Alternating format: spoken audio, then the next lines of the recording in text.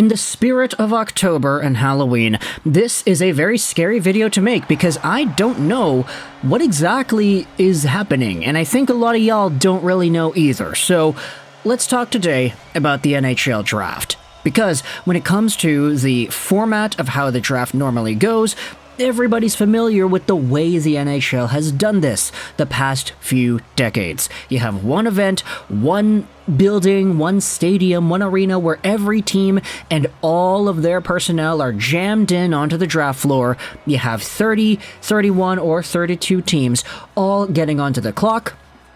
And when you're on the clock, you have the option to either make a trade or you could draft somebody. You could go up to the draft stage with your entire crew, select a player, say his name out loud. The player comes up to the stage, takes some photographs, puts the jersey on, and proceeds with media interviews afterwards. This continues for all 32 NHL teams now. It was always lower than that in prior years, but this is the draft formula we know and love. And Elliotte Friedman yesterday went out there on Twitter and published an idea that the NHL has officially notified other teams about. The NHL wants to hear teams' opinions on decentralization of the draft, having clubs stay at home while prospects attend a draft NFL NBA style. If there's desire for change, it would most likely be in 2025. There is an outside chance of this in 2024. Now, for me personally, I don't know anything about the NFL or the NBA. I don't know about their drafts, I don't know how they work, so to help us out, we're going over onto Friedman's most recent 32 thoughts, because what he wrote about in this article expands more so on that idea. It's thought number 5 here on his most recent article. It's going to be linked in the description if you want to go ahead and read this. The NHL sent a league-wide memorandum Wednesday morning asking teams to let them know how they feel about a decentralized draft. It would more be like the NFL NBA style, with the clubs staying in their markets. Only the prospects would be on site. If I had a vote, I'd be against it for purely selfish reasons, Friedman said. I love the draft, having everyone together, being able to say hello, just schmooze with people. Of course, having to do any of this with me is one of the reasons some might really hate it. I like the uniqueness of the NHL draft and that no one else does it this way. And I do feel there is enormous value in conducting business face-to-face, not only amongst media, but manager to manager, scout to scout, prospect to team, and agent to team. Nothing gets better results than in-person conversation. However, this is where the challenges come, Friedman says with the next thought. Last season's draft was June 28th to 29th. This season's draft is June 28th to June 29th. That leaves one day to get back for the start of free agency, and it could be a long trip. Costs are another. You still got to bring your scouts and staff to your city, but one executive made a good point. The hotel rates aren't being jacked up because they know there's a mass transportation event. There are also teams that believe you can't conduct as much private business when there are so many people snooping around. My biggest concern would be the timing.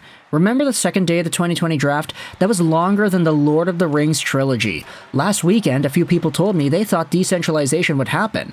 Now, I've got others saying they're not so sure. So let's let it play out. There's an outside possibility it would take effect if it happens next June, but it's more likely in 2025. And here's the thing. When you want to talk about particularly just the length of the draft was always 4 or 5 hours long in the first round, and then the second day would be around the same. But the previous 2020 draft, the one that we actually decided to make videos for full time, that was like 8 or 9 hours long, I think. It might have even been longer if my memory serves correctly. And that was done remotely. That was not done with the NHL draft stage and everything. Even the first round, the prospects were in their own home countries because COVID had shut down the world at that point. The draft was way too long, and too many of us were sitting in front of our TV screens for half the entire gosh darn day, waiting to see what prospect would be taken in the 6th or 7th round. There is value in trying to brainstorm a new formula for how the draft is done. But when it comes to the idea of decentralizing it, only the prospects are in one building, the GMs and all their scouts and everybody are back at home. There are some different ideas that bring themselves up about this. Here's what Jeff Merrick went out there and tweeted out. Further to Friedman's note on decentralizing the draft, teams find that the draft and free agency are too close together. This move would allow them to stay in their own market and prepare better for July 1st. Now, for me, selfishly, I kinda like it if there was a bigger gap because there would be more opportunity to talk about rumors and sort of let the waters cool down before the tides rise once again. Just for video engagement's sake, it's a lot easier to make videos post-draft instead of talking more so about, okay, yeah, here's the draft, it came and gone, and now the next day we have to worry about free agency. Like, two big events for video making coming close together is a little bit tough. Of course, though, the NHL's not going to listen to me, I'm just some random dude online, but I'm just sharing my opinion. NHL, if you're listening, please separate the draft and the free agency period by, like, at least a week and a half. We also had ourselves some other ideas brought upon us by Frank Saravelli. On decentralizing the NHL draft, I'm thinking back to a conversation that I had with Jeff Greenberg, Detroit Tigers GM, who had said that one of the first things he noticed about hockey was how disadvantageous it was having every team in the same room. He had watched many drafts as a hockey fan, but said it was still surreal to experience one firsthand on the floor, particularly how all 32 franchises are seated a mere feet apart from each other. You can't even make a phone call without everyone knowing what you're up to or who you're talking to. That's part of the reason why the Blackhawks devised a plan last year to nail down a deal for DeBrincat before leaving their hotel room ahead of the first round. I didn't want to take anything to the floor, Davidson said. If we were going to get it done, we were going to get it done. What was another 2 hours going to do? For some of these teams, we had talked for 3 months. Here's another idea that was actually stirring up a bit of controversy by Rachel Dory after the Friedman announcement. She says this: alternatively, why don't we abolish the draft? Let kids decide where they want to play within the cap constraints. Teams can only offer ELCs. That would entirely eliminate tanking and force teams to offer players opportunity and make their clubs attractive destinations. She follows up by saying that this idea works well in Europe, and more importantly, I don't like that 18-year-olds or really anyone are told who their employer is and where they need to live or play. Oh, players should get to choose earlier. Okay, then lower the UFA age to 24. And you could understand how big of an idea this was and why it got, what's it at right now? Almost 1 million total views on Twitter. A bunch of people replying and reacting to this one from Rachel Dory.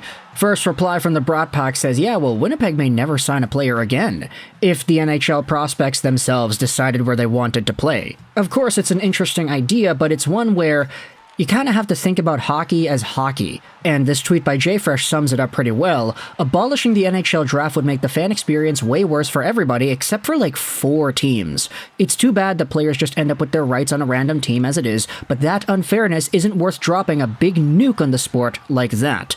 In my opinion, hockey is not ingrained enough in most of the disadvantaged markets for fan interest to not evaporate once they're stuck in the vicious cycle of can't attract top talent, stuck losing, no draft consolation to losing, no talent wants to sign here because we suck.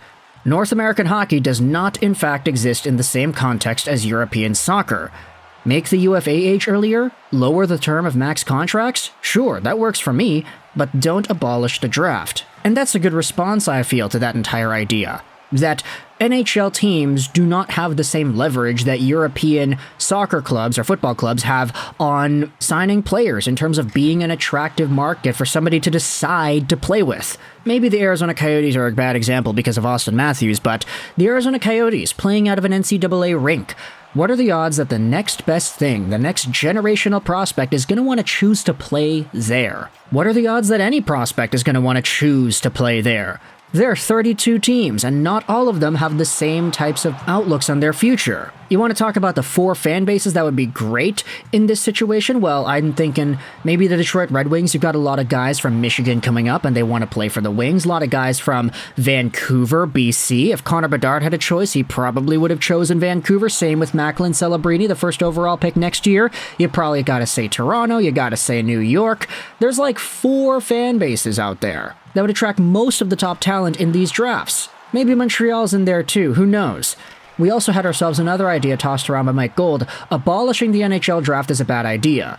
The more realistic pro-labor thing to do would be to raise the draft age to 19, it could stay the same at 18 in exceptional cases like Bedard, and then lower the UFA age to 25. Also, if you think it's hard to make trades now, just wait until you get rid of every NHL GM's favorite capital: draft picks.